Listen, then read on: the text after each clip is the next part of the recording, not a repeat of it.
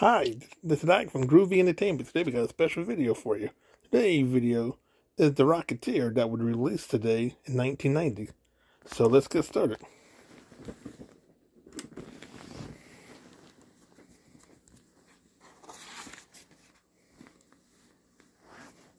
This is the story of the Rocketeer.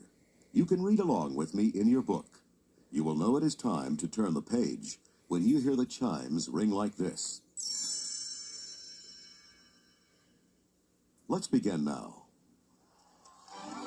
At a rundown airfield on the outskirts of Los Angeles, the crowd at Bigelow's Air Circus cheers as an airplane splits the sky. The GV racer tips its wings in a victory salute, while pilot Cliff Secord grins. Not far away, a car speeds down a back road dodging bullets from a green sedan. Inside the car is a very frightened hood named Wilmer. He tries to shoot back at the sedan while watching the road ahead. The GV suddenly appears over a ridge. Wilmer whips his gun skyward. Bullets rip holes through the GV's engine, and thick black smoke begins to pour out of the plane. Inside the cockpit, Cliff struggles with the controls. Come on, baby, don't die on me now. On the ground, Wilmer turns his gun back on the green sedan and blasts out the radiator before disappearing into Chaplin Airfield. Wilmer pulls the car into an airplane hangar. Without a moment to lose, the criminal frantically searches for a place to stash the strange package he's been carrying. Stumbling upon a metal vacuum cleaner with fins, he switches it with his package, then jumps back into his car and speeds across the runway.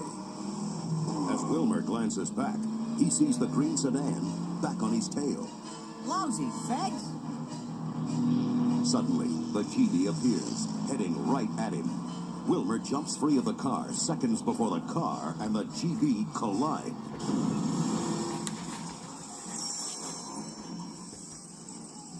The GV's mechanic, Peavy, races toward the flaming plane. Malcolm, get the flames out before they hit the fuel tank! Working with fire extinguishers and crowbars, Peavy and his men pull Cliff to safety. Across the way, an FBI agent climbs out of the green sedan and confronts Wilmer as he is being loaded into an ambulance. Where's the package? Blown to bits. Go look for it.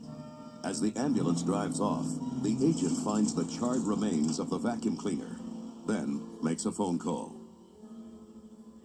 Across town, a man with dark eyes and a pencil-thin mustache hangs up the telephone. He turns to a government agent seated in the room. That was Agent Fitch. The device has been destroyed. He picks up a stack of blueprints and tosses them into the fireplace. Tell the president, the dream is over. Tell him Howard Hughes said so. Back at the airfield, Cliff and Peavy discover the mysterious package. The mechanic examines the chrome and steel machine. Odd-looking contraption, isn't it? Cliff uncoils a long cable with a bracket and red button on the end. He presses the button. With an enormous blast of flame, the machine bounces off the ceiling and smashes into the back of a chair. Cliff hits the red button with a broom handle, and the rocket shuts off. The stunt pilot grins. Peavy, you'd pay to see a man fly, wouldn't you? Cliff, whoever this belongs to isn't gonna let us keep it. I bet this is what all that shooting was about today. I don't want to keep it, just borrow it for a while. But, Peave, I think I'll need a helmet. Inside a mansion in the Hollywood Hills, a tall, elegant man practices swordplay. He glares at his visitor, gangster Eddie Valentine. What happened to the rocket? The gangster just shrugs. Don't know. There is a silver blur, and Eddie finds the point of the sword pressed against his throat. If we find the rocket, consider your price doubled. Good evening, Mr. Valentine. The next day, at a Hollywood movie studio, Cliff's girlfriend, Jenny Blake, is working as an extra. Suddenly, a wall of the set splits and topples to the floor, revealing Cliff Secord. Is Jenny here? In the commotion, Cliff pulls Jenny aside. Jenny, I found something incredible that lets you fly like a plane. Suddenly, the director storms up and hands Jenny a slip of paper. Here's your pay voucher. You're fired. Fighting back tears, Jenny runs off the set. She turns the corner and runs right into the star of the picture, Neville Sinclair. He catches her and smiles. Whoa, slow down, Jenny. I've asked the director to give you another chance. Jenny was stunned. Mr. Sinclair. Call me Neville. Perhaps you would agree to dine with me this evening. Jenny couldn't find the words to answer. The actor smiled. Then it's a date. Running late, Cliff arrives back at the airfield, only to discover that his old friend Malcolm has taken his place in the air show. Startled, he runs up to Peavy. Is he crazy? He hasn't flown in 20 years. If he drifts into the race lanes, he'll kill somebody. Sure enough, the other planes have to scatter as Malcolm roars past. Cliff slips on the rocket pack. In a blaze of fire, he zooms over the grandstand as the astonished crowd cheers. Cliff chases Malcolm through the sky and lands on the wing of his plane. Cliff grabs Malcolm from behind. Come on, you son of guts! He punches the rocket. As they blast free, the plane nosedives into a fuel truck and bursts into flames. Cliff deposits Malcolm on the runway and, as the crowd cheers, blasts off into the sky. That night, Cliff and Peavy are having coffee at the Bulldog Cafe when two of Eddie Valentine's men walk through the door. We're looking for a pilot named Cliff Secord. Cliff and Peavy turn their heads as the cafe owner smiles. Gee, haven't seen him around.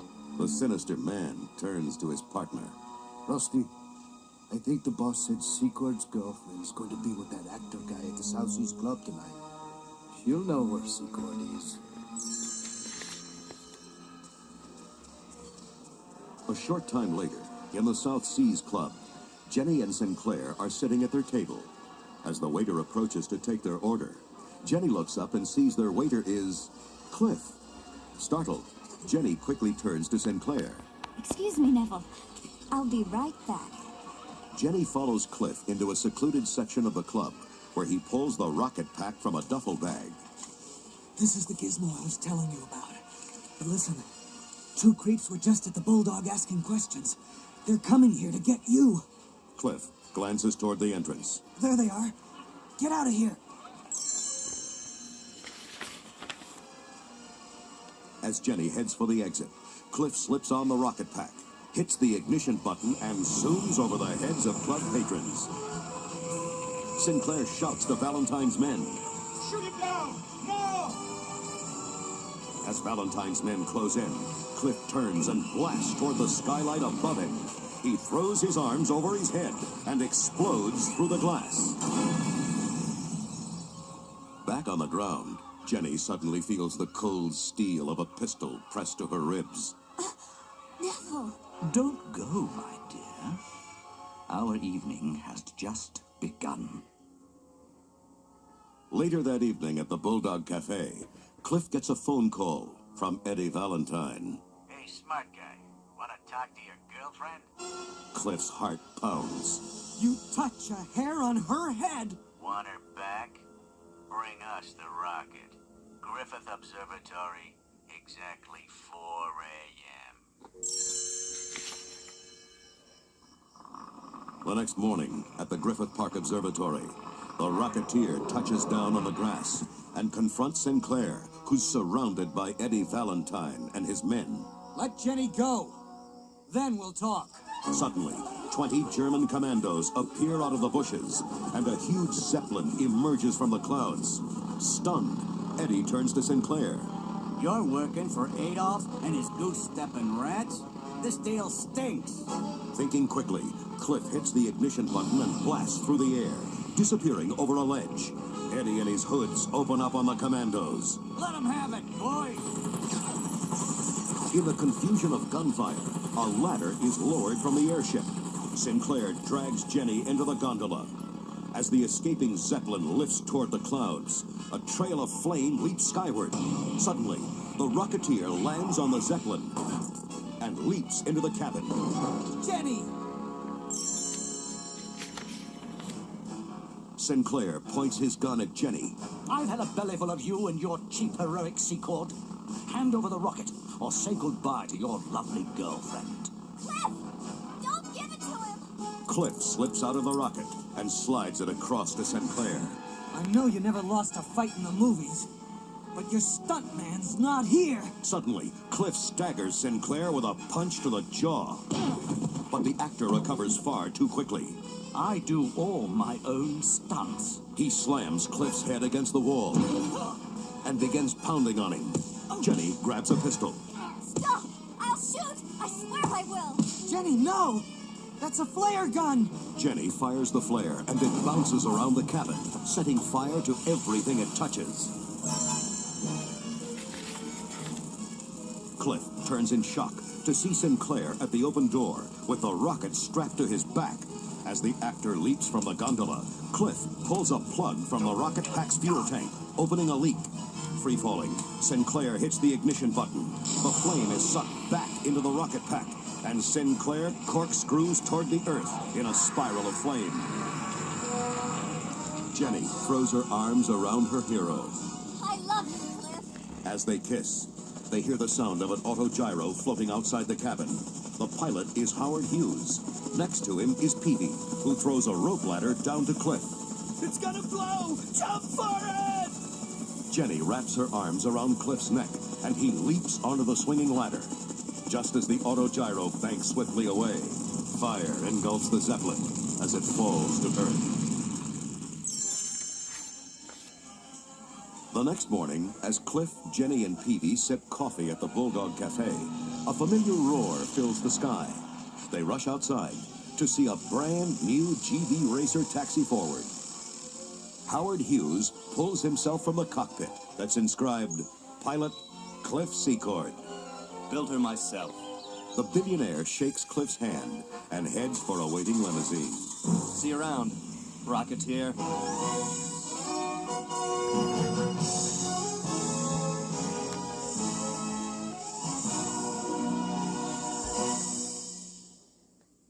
That was the end of the story.